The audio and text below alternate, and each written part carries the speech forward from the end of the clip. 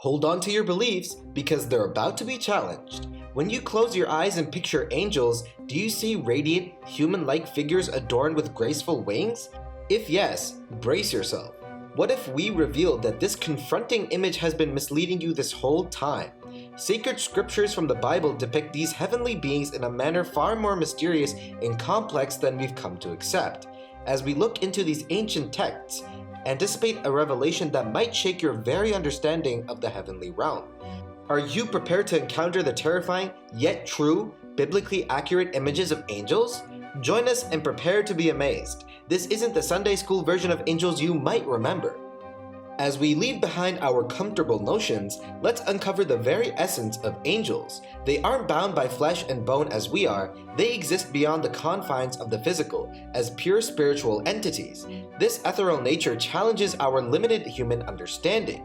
But what do they truly look like? There isn't a universally defined, true form for angels. While countless artists and scholars have attempted to depict them, their exact appearance remains one of history's best-kept secrets. Ancient scriptures are intriguingly vague on this topic, leaving us with more questions than answers. For centuries, scholars and theologians have struggled with this mystery. Here's where it gets even more captivating. While many interpretations have emerged over time, as we sift through the records from Christianity to other religious texts, there's a repeating pattern. The very essence of angels is very vague, ever-changing, and hard to grasp.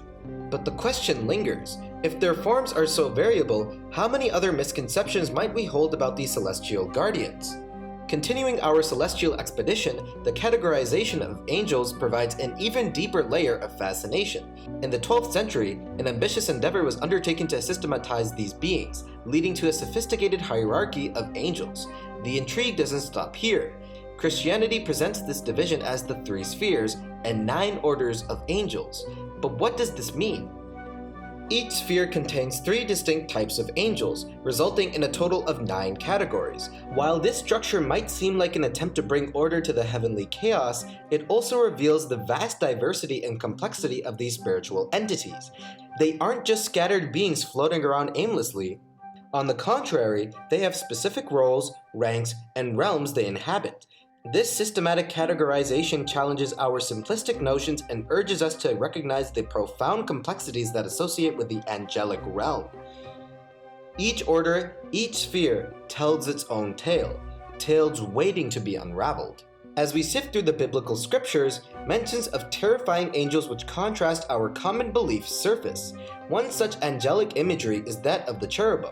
Dismantling popular angelic imagery, the cherubim stands as an example of the biblical realm's often unsettling depictions. As Ezekiel chapter 10, verse 14 proclaims, each of the cherubim had 4 faces. One face was that of a cherub, the second the face of a human being, the third the face of a lion, and the fourth the face of an eagle. This detailed account is a far cry from the innocent childlike cherubs modern culture has popularized. With faces embodying wild animals, domesticated beasts, soaring birds, and humanity itself, their presence is undeniably intense.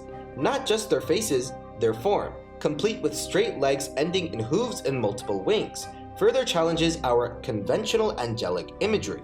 It's astonishing to realize that these intricate entities were granted the solemn duty of guarding the Garden of Eden. As emphasized in Genesis chapter 3, verse 24, he placed on the east side cherubim with a flaming sword flashing back and forth to guard the way to the tree of life. In light of such revelations, it's evident that biblical angels, like the cherubim, embody a raw image, rather than the gentle figures we might have imagined.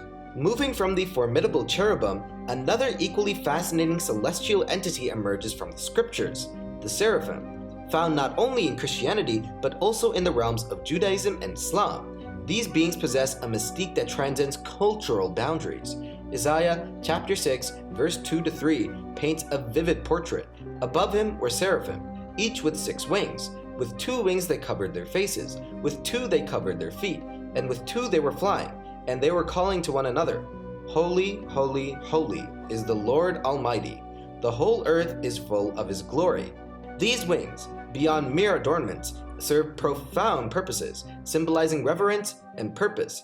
They serve the primary role as proclaimers of God's unparalleled glory. However, the Book of Revelation offers a diverse portrayal, heightening our understanding of these beings. In contrast, the Islamic tradition introduces the term seraph as representing the archangels born from celestial fire. As we unveil these accounts, it becomes increasingly clear that angels, far from the gentle beings of common lore, stand as powerful, awe-inducing entities, echoing the might and grandeur of the divine. The biblical narrative leads us to another celestial wonder, the thrones, or Ophanim. Far removed from conventional angelic imagery, these entities seem to shatter any preconceived notions we held.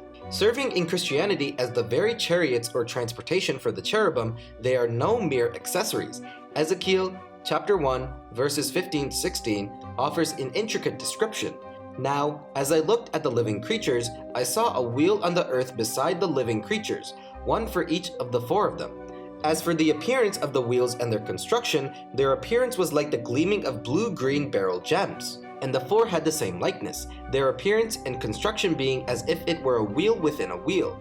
Studded with eyes and accompanied by wings, these interlocking wheels are more than meets the eye, often perceived as guardians and symbols of cosmic regions. Yet, their abstract portrayal has birthed speculative interpretations, ranging from Ezekiel experiencing a hallucination to the possibility of a close encounter with UFOs. Thus, unraveling the scriptures reinforces that angels are no docile, ethereal beings but entities of raw power and magnitude. You might think that the celestial realm couldn't get any more mysterious, but that's not it. As our exploration into the celestial realm deepens, we encounter the virtues, celestial beings seemingly removed from tangible reality. Unlike the detailed features of cherubim or the unique structure of Ophanim, virtues remain elusive, often perceived as mere sparks of divine light. While they might not possess the same terrifying visual qualities, their purpose in the grand scheme is equally profound. Traditionally, they are believed to be intermediaries, bestowing miracles upon deserving humans. The Book of Tobit, chapter 5, verse 4, gives us a hint of their astounding earthly interactions when the angel Raphael presents himself in a human form, with the later revelation of his true angelic identity. But virtues are not just passive observers. These entities have the ability to assume human forms during their divine interventions, blurring the line between the celestial and terrestrial. Imagine walking past an individual on the street, unaware that you've just brushed shoulders with a virtue. This emphasizes the notion that the supernatural is constantly intertwined with our mundane existence, operating on a plane beyond human comprehension. Such revelations further challenge our modern perspectives of angels. But why this intriguing shift in angelic portrayal?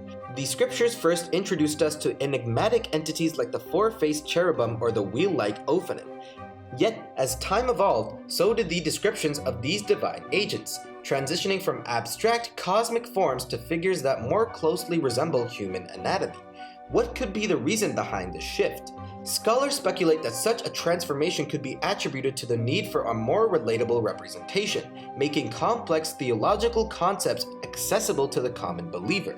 Another theory suggests that as religious narratives progressed and human societies became more complex, the portrayal of angels evolved, mirroring the psyche and cultural shifts of the times. This evolution could also be a reflection of increased angelic interactions with humans, prompting a more familiar representation. Thus, it's clear that these descriptions are more than mere depictions. In our journey through celestial scriptures, we've unveiled a reality far removed from popular angelic depictions. These biblical entities challenge our comfort zones, demanding a deeper understanding. These celestial beings, in their rawest form, result in awe and perhaps even fear. Are we then ready to embrace the truly terrifying majesty of angels as revealed in ancient scriptures? If you liked the video, please like, share, and subscribe.